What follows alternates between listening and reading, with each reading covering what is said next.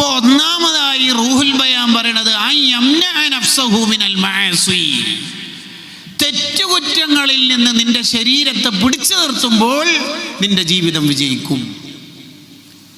കുറേ ഇബാദത്ത് ചെയ്യാൻ എല്ലാവർക്കും കഴിയും. ഗസാലി ഇമാം റഹിമഹുല്ലാഹ് ബിദായത്തുൽ ഹിദായയിൽ പറയുന്നുണ്ട്, കുറേ ഇബാദത്ത് ചെയ്യാൻ എല്ലാവർക്കും കഴിയും, കുറേ സ്വലാത്തും ദിക്റും ചൊല്ലാൻ എല്ലാവർക്കും കഴിയും. തെറ്റിൽ നിന്ന് മാറി നിൽക്കാൻ അത് അള്ളാഹു ഇഷ്ടപ്പെട്ടവർക്ക് മാത്രമേ കഴിയുള്ളൂ. അല്ലാഹുമ്മ ജഅൽനാ മിൻഹും, അള്ളാഹു ആ ഇഷ്ടക്കാരിൽ നമ്മൾ ഉൾപ്പെടുത്തുമാറാവട്ടെ. രണ്ടാമത് റൂഹുൽ ബയാൻ പറയാണ്, നമ്മുടെ ജീവിതം വിജയിക്കാൻ മോനെ നീ വേണ്ടത് ഇബാദത്തിന്റെ വിഷയത്തിൽ നിനക്ക് നല്ല ജാഗ്രത വേണം.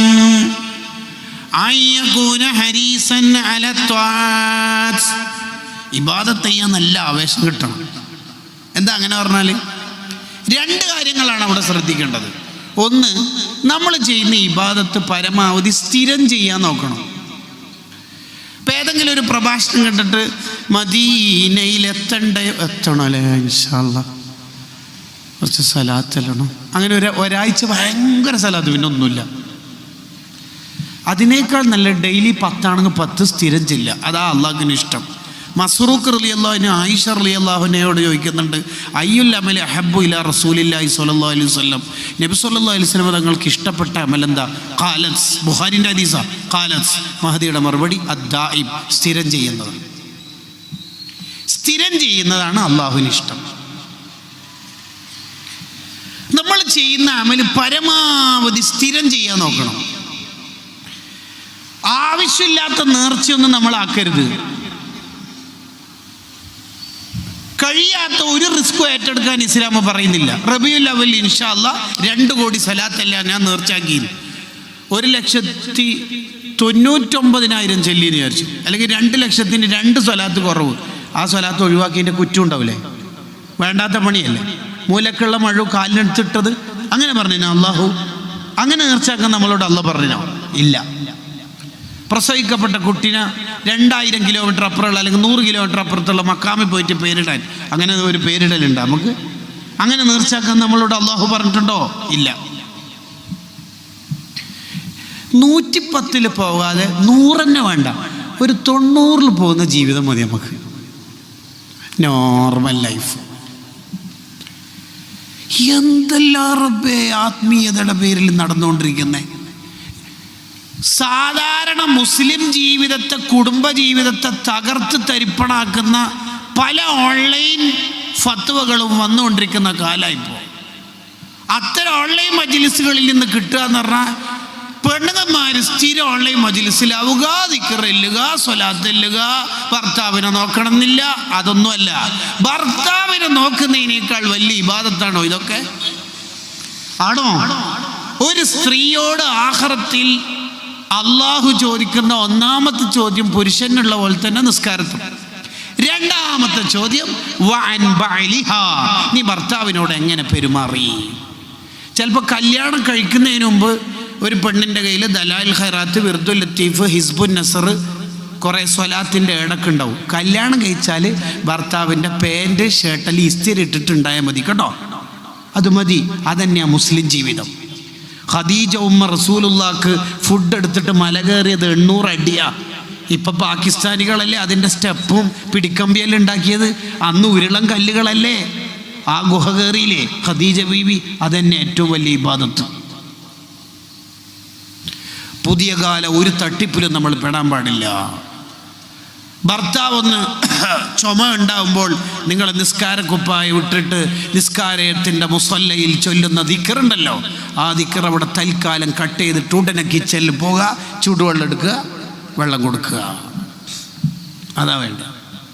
ഭർത്താവിന് ഖിദ്മത്ത് എടുക്കണതിനേക്കാൾ വലിയ ഇബാദത്തുണ്ടോ? ഉണ്ടോ? ഇല്ല. മുസ്ലിം കുടുംബജീവിതം തകർക്കുന്ന ഒരു സംസാരത്തിലും നമ്മൾ പെട്ടുപോകാൻ പാടില്ല. ചെയ്യുന്ന ഇബാദത്ത് സ്ഥിരം, അത് കുറച്ചാണെങ്കിലും അഹബ്ബുൽ അഅ്മാലി ഇലല്ലാഹി തആല അദ്വമുഹാ വഇൻ ഖല്ല, കുറച്ചാണെങ്കിലും സ്ഥിരം ചെയ്യുക. രണ്ടാമത് നമ്മൾ ശ്രദ്ധിക്കേണ്ട എന്താ ഇബാദത്തിൻ്റെ വിഷയത്തിൽ? ഏത് ഇബാദത്ത് ചെയ്യുമ്പോഴും നമ്മൾ ചിന്തിക്കണം, ഈ ഇബാദത്ത് കൊണ്ടായിരിക്കും ഞാൻ രക്ഷപ്പെടുക. എന്താ വിചാരിക്കേണ്ടത്? ഈ ഇബാദത്ത് കൊണ്ടായിരിക്കും ലഅല്ലി ബിഹാ അദ്ഖുലുൽ ജന്ന, ഈ ഇബാദത്ത് കൊണ്ടായിരിക്കും ഞാൻ രക്ഷപ്പെടുക എന്ന് ചിന്തിക്കണം. ഉദാഹരണം പറഞ്ഞാൽ, ഇപ്പോൾ ഒരു ബക്കറ്റ് അവിടെ കാണുന്നുണ്ട്, വെള്ളം കോരാനാവാൻ ഒരു സാധ്യതയും കാണുന്നില്ല. ഇല്ലല്ലോ, ഇല്ല. സ്വതക്കാണ്. അപ്പോൾ ആ സ്വതക്ക കൊടുക്കുമ്പോൾ നമ്മൾ എന്താ കരുതേണ്ടത്? ഞാൻ ഈ കൊടുക്കുന്ന സ്വതക്കനെ കൊണ്ട് എനിക്ക് ആഖിറത്തിൽ രക്ഷപ്പെടണം എന്ന് പറഞ്ഞാൽ എന്താ? ആഖിറത്തിൽ 49 നന്മയും 51 തിന്മയായിട്ട് എന്താ ചെയ്യുക? ഒരു മാർക്ക് എങ്ങനെ കിട്ടും? 50 ആയാലും അല്ല എങ്ങനെയെങ്കിലും നമ്മൾ രക്ഷപ്പെടുത്തും അല്ലേ? അപ്പോഴാണ് ഒരു പ്രഭാഷണത്തിൻ്റെ ഇടയിൽ വന്ന ബക്കറ്റിൽ ഇട്ട് കൊടുത്ത ആ സ്വതക്ക അങ്ങോട്ട് നന്മയുടെ തട്ടിലേക്ക് വരുന്നു. അല്ലാ, ആ സ്വതക്കിൻ്റെ പവർ ഉണ്ട്. അങ്ങനെ നമ്മൾ ചിന്തിക്കേണ്ടത്. ലഅല്ലി ബിഹാ അദ്ഖുലുൽ ജന്ന, ഞാൻ ഈ ചെയ്യുന്ന സ്വതക്ക കൊണ്ടായിരിക്കും ഞാൻ രക്ഷപ്പെടുക. ഉദാഹരണം പറഞ്ഞാൽ, ഇന്ന് രാത്രി ഉറങ്ങാൻ നേരത്ത് നമുക്ക് ഡൗട്ട് വുളു ഉണ്ടാകും. വുളുവോടുകൂടി ഉറങ്ങൽ സുന്നത്താണല്ലോ.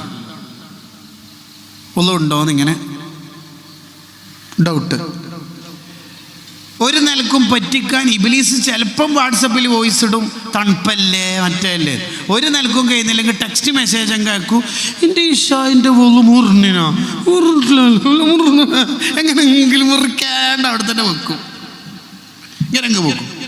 അപ്പോൾ നമ്മൾ വുളു എടുക്കാൻ പോകുമ്പോൾ കരുതണ്ടെന്നാണെന്നറിയാം, ഈ വുളു ആയിരിക്കും എന്നെ ആഖിറത്തിൽ രക്ഷപ്പെടുത്തുക.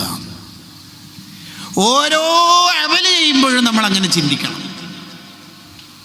അബൂദാവൂദ് റളിയല്ലാഹു അൻഹു തോണി കയറിയിട്ട് കപ്പലിലേക്ക് എത്തി. കപ്പലിലേക്ക് കയറാനിരിക്കുമ്പോൾ മഹാൻ പറഞ്ഞു തോണിക്കാരനോട്, ഞാൻ തിരിച്ചങ്ങോട്ടേക്ക് തന്നെ ഉണ്ട്. പിന്നെ നിങ്ങൾ അവിടെ നിന്നല്ലേ വരുന്നത്, അത് നീ നോക്കണ്ടേ, നീ എന്നെ അവിടെ എത്തിക്ക്, എന്നിട്ട് ഉടനെ ഈ കപ്പൽ വിടുന്നതിന് മുമ്പ് എന്നെ. ഉസ്താദ് അവിടെ നിന്ന് തന്നെയല്ലേ വരുന്നത്, പിന്നെ ഒന്നും കൂടി അങ്ങോട്ടേക്ക് എന്തിനാ പോണത്? ഒരു ദിർഹം ഫുള്ള് തരേണ്ടി വരുവേ. കുഴപ്പമൊന്നുമില്ല എന്ന് പറഞ്ഞു. സർവീസ് അല്ലേ, സർവീസ് ചാർജ് അല്ലേ, തരാമെന്ന് പറഞ്ഞു. ഫത്തുൽ ബാരിയിലുണ്ട്. അങ്ങനെ പോയി തിരിച്ചു വന്നു, ഒരു ദിർഹം കൊടുത്തു. കപ്പൽ ആരും ചോദിച്ചു, അത് ശരിക്കും നഷ്ടമല്ലേ, ഒരു ദിർഹം എന്തിനാണ്, പോയടത്തേക്ക് തന്നെ ഒന്നും കൂടി പോയത്, ഉള്ളിടത്ത് തന്നെ ഒന്നുകൂടി പോകേണ്ട ആവശ്യമില്ലല്ലോ. അതെ, അത് അവിടുന്ന് ഒരാൾ തുമ്മിയിട്ടുണ്ടായിരുന്നു. അപ്പോൾ അയാൾ അൽഹംദുലില്ലാ പറഞ്ഞു. ഞാനിവിടുന്ന് ഇറമുക്കല്ല പറഞ്ഞ സുന്നത്ത് തന്നെ ശരി, പക്ഷെ ഞാൻ ഇറമുക്കല്ല ഇവിടുന്ന് പറഞ്ഞാൽ അയാൾ കേൾക്കൂല. അയാൾ കേൾക്കുന്ന വിധത്തിന് അങ്ങോട്ട് പോയിട്ട് പറഞ്ഞാലുള്ള മെച്ചെന്നാ അറിയാം. അയാൾ എന്നോട് യഹ്ദീക്കുമുല്ലാന്ന് എനിക്ക് ദ്വാരം തരും. ഒരു മുഅ്മിൻ്റെ ലിസാനിലൂടെ, നാവിലൂടെ യഹ്ദീക്കുമുല്ല, അള്ളാഹു നിങ്ങൾക്ക് ഹിദായത്ത് തരട്ടെ എന്ന് പറഞ്ഞ് അയാളങ്ങനെ ദുആയിൽ ഇജാബത്തുള്ള ആളെങ്കിൽ ഞാൻ രക്ഷപ്പെട്ടില്ലേ. ഒരു ദിർഹം പോയാലെന്ത്? അന്ന് രാത്രി കപ്പലുകാർ ഒരു സൗണ്ട് കേൾക്കുന്നു, ആകാശലോകത്തു നിന്നുള്ള അശരീരി. എന്താണെന്നറിയോ? ഇന്ന അബൂദാവൂദ്, ബുദ്ധിമാനായ അബൂദാവൂദ് റളിയല്ലാഹു അൻഹു ഇസ്തറൽ ജന്ന, സ്വർഗം വാങ്ങിയിട്ടുണ്ട് നാട്ടുകാരെ, ബിദിർഹമിൻ വാഹിദിൻ, ഒരു ദിർഹമുണ്ട്. അതുകൊണ്ടാണ് മുത്തുനബി സല്ലല്ലാഹു അലൈഹി വസല്ലം പറഞ്ഞത്, ലാ തഹ്കിറന്ന മിനൽ മഅറൂഫി ശൈആ, ഒരു നല്ല കാര്യം ചെറുതായിട്ട് സുന്നത്തല്ലേ ഉള്ളൂ, അത് നമ്മൾ ചെയ്യേണ്ട ആവശ്യമില്ലല്ലോ, 10 രൂപ കൊടുത്തിട്ട് എന്താ വേണ്ടത്, അങ്ങനെ ചിന്തിക്കരുത്. പ്രത്യേകിച്ച് സ്വതക്ക ചെയ്യുമ്പോൾ 25 പിശാചുക്കൾ നമ്മളെ കൈ പിടിച്ചു നോക്കുന്നതാണ്. ഉദാഹരണത്തിന് ഈ ബക്കറ്റ് ഇങ്ങനെ വരുമ്പോൾ തന്നെ ആദ്യം നമ്മൾ കീശയ്ക്ക് ഇട്ടപാട് 2000-ൻ്റെ നോട്ടിലാണ് വിരൽ കുടുങ്ങിയതെങ്കിൽ നമ്മൾ തന്നെ ആരോ മരിച്ച മാതിരി, എന്താണ് ചെയ്തത്, ഇന്നാ ലില്ലാഹി വ ഇന്നാ ഇലൈഹി റാജിഊൻ എന്ന് ചെല്ലും. 500 കൊടുങ്ങി പകുതി ചെല്ലും, ഇന്നാ ലില്ലാഹ്. എന്നിട്ട് എടുക്കൽ ശരിക്ക് പണ്ട് നിരോധിക്കാൻ മറന്നുപോയൊരു നോട്ടുണ്ട് 10, അത് എടുക്കും, കൊടുക്കും. 10 ഉള്ളുവെങ്കിൽ 10 കൊടുക്കാനേ കഴിവുള്ളൂവെങ്കിൽ അയാൾ അതന്നെയാണ് കൊടുക്കേണ്ടത്. നമ്മളെപ്പോഴും സ്വതക്കൻ്റെ വിഷയത്തിൽ ചിന്തിക്കേണ്ടത് ലൈസ് ബിൻ സഅദ് റളിയല്ലാഹു അൻഹു പറഞ്ഞതാണ്. എന്താണെന്നറിയാം, ലൈസ് ബിൻ സഅദ് റളിയല്ലാഹു അൻഹുവിൻ്റെ വീട്ടിലേക്ക് ഒരു പാവപ്പെട്ട സ്ത്രീ വന്നിട്ട് ഒരു ചെറിയ കുപ്പി കാണിച്ചിട്ട് പറഞ്ഞു, ഉസ്താദേ എൻ്റെ വീട്ടിലേക്ക് ഈ കുപ്പിയിൽ കുറച്ച് തേൻ തരാവോ എന്ന് ചോദിച്ചു. ലൈസ് ബിൻ സഅദ് റളിയല്ലാഹു അൻഹു വലിയ കുപ്പിയിലൊരു തേൻ കൊടുത്തു. ശിഷ്യന്മാർ ഒരു ചെറുതല്ലേ ചോദിച്ചിട്ടുള്ളൂ ഉസ്താദേ. മറുപടി, ആ പെണ്ണിൻ്റെ കഴിവിൻ്റെ പരമാവധി ചോദിച്ചു, ഞാൻ എൻ്റെ കഴിവിൻ്റെ പരമാവധി കൊടുത്തു. മുത്തലിബീങ്ങൾ സ്ഥാപനത്തിൻ്റെ ഫെസ്റ്റിന് ഒക്കെ വരും. കലണ്ടറിൻ്റെ വിൽപ്പനക്കും മറ്റൊക്കെ വരും. ഒക്കെ വരുമ്പോൾ അവർ 50 ഉറുപ്പ്യൻ്റെ റെസിപ്റ്റ് മേലെ വെക്കും, 20 അതിൻ്റെ അടിയിൽ വെക്കും, 10ൻ്റെ താഴെ ഒളിപ്പിച്ച് വെക്കും. നമ്മൾ എത്രയാ 50 ഫെസ്റ്റ്. കുറേ മുത്താലിങ്ങളുടെ പ്രഭാഷണ പ്രസംഗ പരിശീലനം, അവർ ദഅവത്തിൻ്റെ വഴിയിൽ വ്യത്യസ്തങ്ങളായ, അതൊന്നും ചോദിച്ചിട്ടില്ല. എത്ര റെസിപ്റ്റ് ഉള്ള 50, 10ൻ്റെ ഇല്ല. എന്തൊരു കഥ എന്ന് പറയണ്ടേ. അങ്ങനെയല്ല, 250ൻ്റെ മുറിക്കാൻ പറ്റുമെങ്കിൽ നമ്മളത് ചെയ്യണം. നാളത്തെ പേരോട് ഉസ്താദുമാർ ഈ മുത്തഅല്ലിമീങ്ങളിൽ നിന്നാണ് വളരേണ്ടത്.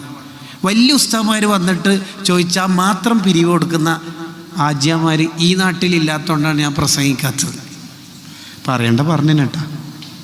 ബക്കറ്റ് വരുന്നുണ്ട്, നല്ല സംഭാവന കൊടുക്കണം. ഇനി ഇത് ഉള്ളതുകൊണ്ടൊന്നും അല്ല ഈ ഹദീസിൻ്റെ അർത്ഥം ഇങ്ങനെ ആയത്. ഈ പറഞ്ഞ ഹദീസിൻ്റെ എല്ലാം അർത്ഥം നേരത്തെ ഇങ്ങനെ തന്നെയാണ്. അള്ളാഹു നമുക്ക് ധാരാളം ഖൈറാത്തുകൾ ചെയ്യാൻ തൗഫീക്ക് നൽകുമാറാവട്ടെ.